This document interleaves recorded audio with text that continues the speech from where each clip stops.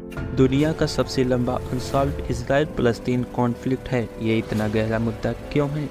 इतिहास का सबसे लंबा कॉन्फ्लिक्ट ये क्यों है? क्या है वो वजह जो मुस्लिम, यहूदी, ईसाई धर्मों को आपस में उलझाए रखती हैं, जिसकी वजह से बार बार अटैक होने लगता है? सभी कारणों में से एक सबसे बड़ा कारण है ज़मीन को कब्जा करना। दूसरी वजह यरूशलेम में स्थित अल अक्सा मस्जिद, जिसे मुस्लिम हासिल करना चाहते हैं, और उसी के जस्ट बगल में located dome of the rock है, जिसे ज्यूस और क्रिश्चियन इसको कब्जा करने के लिए अपनी जान लगा दिए हैं। ये तीनों अब्राहमिक रिलीजन के लिए महत्वपूर्ण और मुसलमानों के लिए यह स्थल मक्का और मदीना के बाद तीसरा सबसे पवित्र स्थान जो फिलिस्तीनियों और दुनिया भर के हजारों तीर्थयात्रियों को आकर्षित करता है। लेकिन यह दुनिया के सबसे विवादित क्षेत्रों में से एक भी है, और आज इस साइट पर अक्सर फिलिस्तीन वर्शिपर पर इजराइल हमले होते रहते हैं।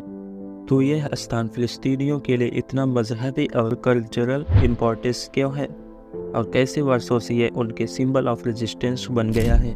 आइए यरूशलेम की हिस्ट्री को डिटेल में डिस्कस करते हैं।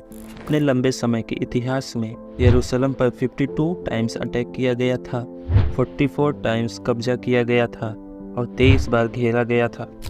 शहर को सबसे पुराने हिस्सा 4th BC में बसाया गया था, जिससे यरूशलेम दुनिया का सबसे पुराने शहरों में से एक बन गया था। और फ़लस्तीन दोनों देश के सेंट्रल पोजीशन को देखते हुए 5000 वर्ष से अधिक पहले बसे हुए इतिहास को समराइज करने के लिए महत्वपूर्ण आइडियोलॉजिकल आइडिया से प्रभावित होता है। आइए एक उदाहरण से समझते हैं। यरूशलेम शहर के इतिहास में ज्यूस पीरियड के दौरान इजरायली नेशनलिस्ट को बताया गया था कि वे लोग इजराइल के वंशज हैं, उसकी वर्जन यहीं पर हुई है। जबकि इस्लामिक पीरियड के दौरान यरूशलेम के इतिहास में बताया जाता है कि फ़लस्तीनियन उन सभी अलग अलग लोगों से आते हैं जो इस क्षेत्र में रहते हैं। एज अ रिजल्ट दोनों पक्षों का दावा है कि यरूशलेम सिटी पर किसी दूसरे पावरफुल लोगों के द्वारा पॉलिटिक्स किया। हेनरियत, जिसे हम अल अक्सा मस्जिद बोलते हैं, असल में वो एक मस्जिद नहीं बल्कि एक कंपाउंड है, जिसे हम अल अक्सा कंपाउंड कहते हैं मुस्लिमों द्वारा, और इसे हम टेम्पल माउंट भी कहते हैं यहूदियों के द्वारा।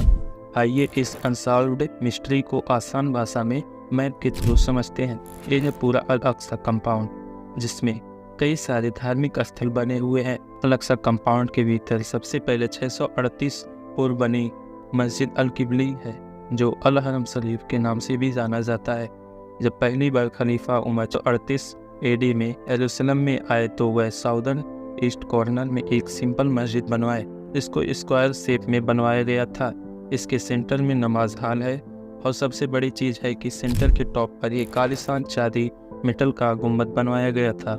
हेस्माइट फंड के वास्तविक कैनासी कहते हैं कि अल अक्सा मस्जिद को यूनेस्को की विश्व धरोहर स्थल के नाम से संबोधित करते हैं, और वह अरब न्यूज़ को यह भी बताते हैं कि मुझे ऐसा लगता है कि अल अक्सा मस्जिद के बीच में सबसे पाक स्थान है, जहाँ पैगंबर मोहम्मद साहब सभी पैगंबरों के साथ यहाँ पर आए हुए थे अल्लाह से मिलने के लिए। अल किबली मस्जिद के ठीक बीच में एक जगह है जहाँ खड़े होने पर आपको बहुत हल्कापन महसूस होता है।